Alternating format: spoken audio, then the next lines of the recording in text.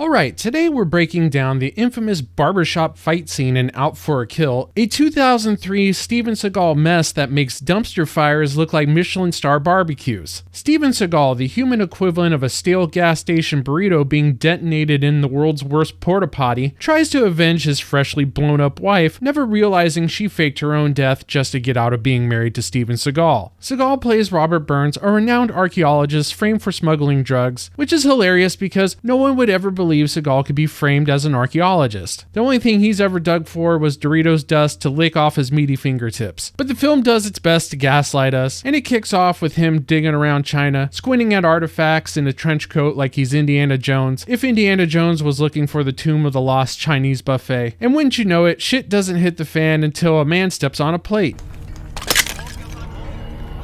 Just the excuse Seagal needs to have his meaty gut swing him around and pivot from scholar to all-you-can-eat revenge guy. And somehow Seagal ties a pilot who flew him from the dig site to the Chinese gang who blew up his wife and, even worse, broke his plate.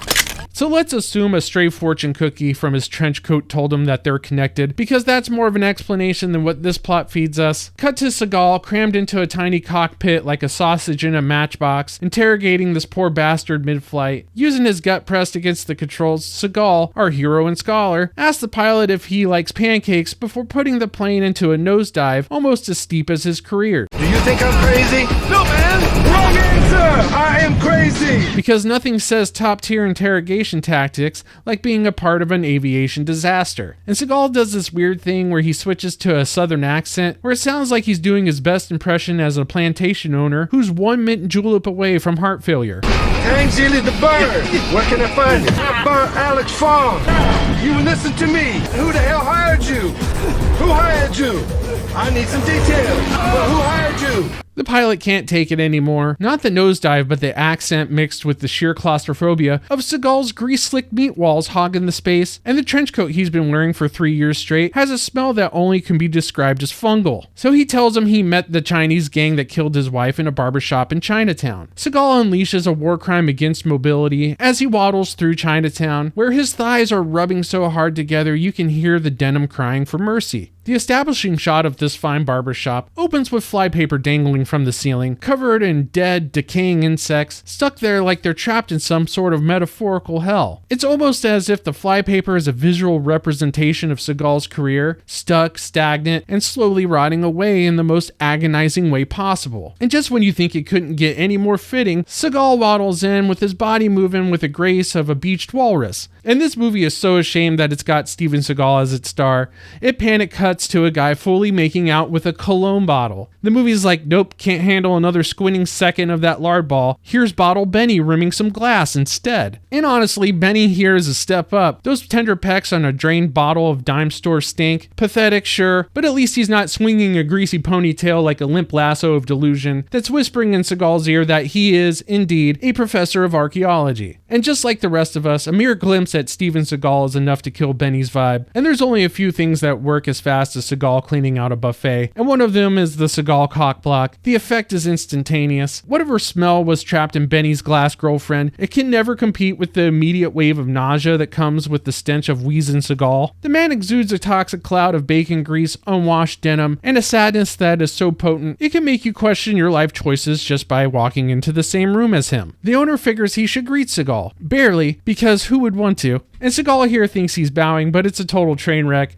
The man is confused, stuck somewhere between cracking his knuckles and scratching his ass. Seagal mumbles something that he thinks is Chinese, but honestly, it's just him trying to remember what he memorized off the takeout menu. And the owner, he's over Seagal's shit before it even starts. That wave to the chair, it looks like a polite invitation to sit down, but in reality, it's more like him trying to waft away the fog of rotting leather and washed up ego. But Bottle Benny is not impressed with this sweaty meat avalanche walking by him. And if a crackhead gives you this look, be warned, he's about one acknowledging look away from lunging at you with a rusty spoon, aiming to scoop your eyeballs out like they were ice cream, while screaming at you, what planet do you hail from? Now the owner's sliding that blind down on the door like he's about to commit a crime, and honestly, he kinda is. It's Steven Seagal's grease whip of a ponytail in his barbershop, and he knows that if the public catches a glimpse of that oily flop through the window, business is toast. Forget about customer satisfaction. We're talking about the kind of reputation damage that makes people cross the street to avoid eye contact. And here's where Seagal deploys the suspicious mom interrogation technique, who just got a glimpse of something before her teenage son ran up the stairs. But the barbershop owner is like, dude, I'm a grown-ass man, and if you want to get weird, I got a guy here who gets his wang stuck in empty bottles of Sex Panther on a weekly basis. And now we have our highly anticipated standoff, a fight not seen since Rocky vs. Drago. It's the classic showdown of a bloated, seated Seagal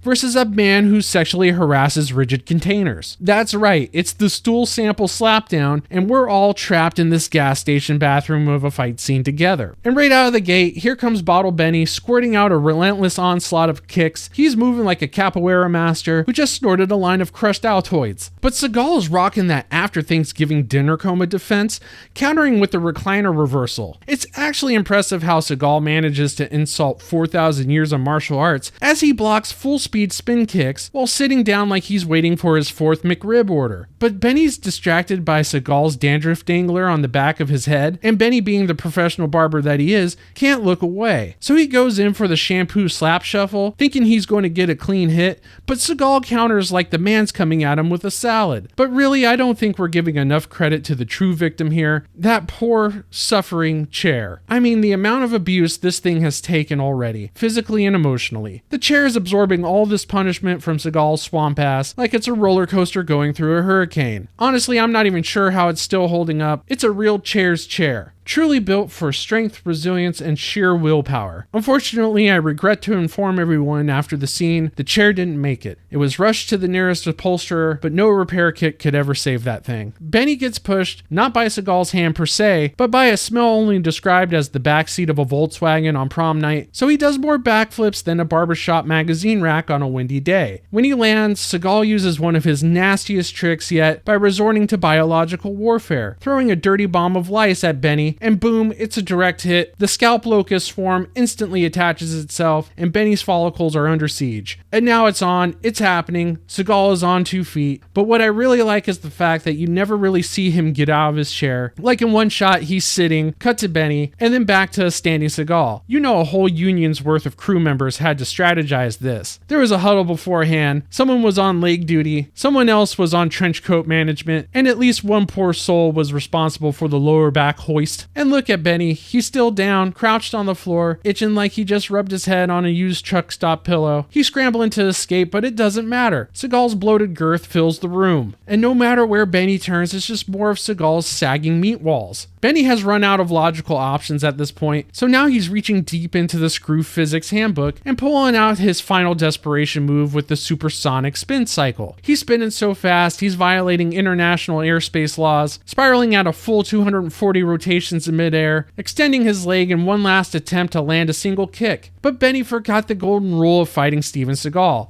and that is he does not react to anything requiring effort. Benny, now fully lathered in Seagal grease, is thrown to the wall where he sticks like a Kung Fu Spider-Man, because this is what happens when you fight a man who treats soap like it's optional DLC. And just like a spider who thinks he caught a fly, Seagal makes his swiftest move you'll ever see him make, because he's going to eat Benny. And now Benny's got split-second choices to make here. He could go into Seagal's gut, where he'll be fully absorbed into a nightmarish stew of things humanity was never meant to witness. I'm talking expired Hardee's combo meals, unchewed chili dogs, and the essence of every unpaid stuntman from Marked for Death. But this look right here, this is a man who knows an empty cologne bottle is waiting for him back home and remembers why he fights. So Benny launches himself off the wall into a full slap war. But getting into a slap war with Seagal, a man whose entire fighting style is based on wild, lazy, open-handed flailing, is just like fighting the inflatable man in front of a car dealership. But our man Benny gets smart, he goes for the weak point, and that's Seagal's cankles. But if you thought this scene couldn't get even more ridiculous,